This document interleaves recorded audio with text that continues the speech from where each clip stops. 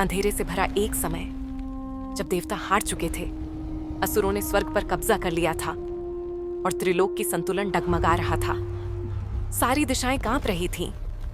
मृत्यु का साया हर प्राणी पर था।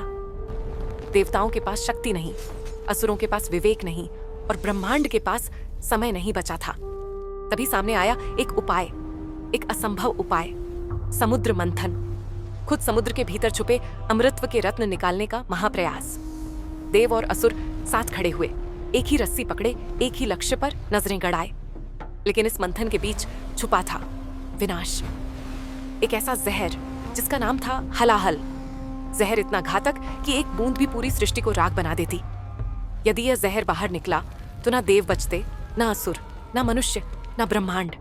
सबकी निगाहें थीं केवल एक की ओर, महादेव, जो न जन्म से डरे न मृत्यु से, जो डर को ही अपनी जटाओं में बांध लेते हैं, जो विनाश के स्वामी होकर भी सृष्टि के सबसे बड़े रक्षक हैं। यह कहानी हर उस पल की है जब शिव ने स्वयं को मिटाकर दुनिया को बचाया। यह कहानी है नीलकंठ की उत्पत्ति की। देवताओं का स्वर्ग से पतन हो चुका था, असुरों ने अमृता प्राप्त कर ली थी और उनकी सेना दिन ब दिन मजबूत होती जा रही थी। इंद्र, देवताओं के राजा, कमजोर और निराश खड़े थे। देवलोक में शोक का माहौल था। इंद्र और सभी देवता भागकर भगवान विष्णु के पास पहुंचे। विष्णु शांत स्वर में बोले, अमृतत्व बिना, शक्ति बिना युद्ध संभव नहीं। समाधान समुद्र के गर्भ में छिपा है। समुद्र मंथन ही एक उपाय है। देवताओं ने राहत की सांस ली, लेकिन विष्णु ने आगे कहा, यह कार्य अकेले नहीं होगा, असुरों की भी आवश्यकता पड़ेगी। यह सुनकर देवराज इंद्र क्रोधित हुए। हमारे शत्रु, हमारा साथ, यह कैसे संभव है? विष्णु मुस्कुराए। कभी कभी बड़ा लक्ष्य छोटे घमंड से ऊपर होता है। रणनीति बन चुकी थी। दोनों पक्ष क्षणिक सहयोग को तैयार हुए। मंदराचल पर्वत को मथानी बनाया गया, वासुकी नाग को रस्सी। असुर बैठे नाग के मुख की ओर, देवता पूंछ पकड़कर। योजना शुरू हुई। दिशाएं हिल गईं। समुद्र गरजने लगा और आरंभ हुआ समुद्र मंथन। पहला वरदान आया, कामधेनु। स्वर्गीय गाय देवताओं ने उसे अपने पास रख लिया। दूसरा, उच्चैश्रवा अश्व असुरों की जीत। तीसरा, ऐरावत हाथी इंद्र की शक्ति फिर जाग उठी। फिर आया अप्सराएं, लक्ष्मी देवी और भी कई रत्न बाहर निकलते गए। देव असुर के बीच हल्की तकरारें होने लगी। फिर अचानक समुद्र से उठा धुआं, जलन, चीखें। वातावरण काला पड़ने लगा। देव घबराए, असुर भागे। समुद्र ने उगल दिया था सबसे भयानक प्राणी, हलाहल, ब्रह्मांड को निगल जाने वाला प्रलयकारी विष। एक बूंद भी आकाश में मिलती तो तारे बुझ जाते, धरती पर गिरती तो जीवन खत्म हो जाता, पवन में फैलती तो श्वास ही रुक जाती। महान स्वर्गीय सेनाएं घुटनों पर आ गईं। हर नजर में मृत्यु का डर था। सभी देव विष्णु के पास भागे। प्रभु, अब क्या होगा? विष्णु ने शून्य में देखा और कहा, यह समय है उस शक्ति का जो निराकार होकर भी संसार का आधार है। नाम सबके होठों पर आया, महादेव। सभी देवता और ऋषि कैलाश की ओर पहुंचे। कैलाश शांत था, मानो उसे पहले से सब पता हो। महादेव ध्यान में लीन, प्रकृति नतमस्तक। गिरिराज धीरे धीरे कांप रहे थे। देवताओं ने प्रणाम कर विनती की, प्रभु हमें बचाइए, सृष्टि खतरे में है। शिव ने आंखें खोली।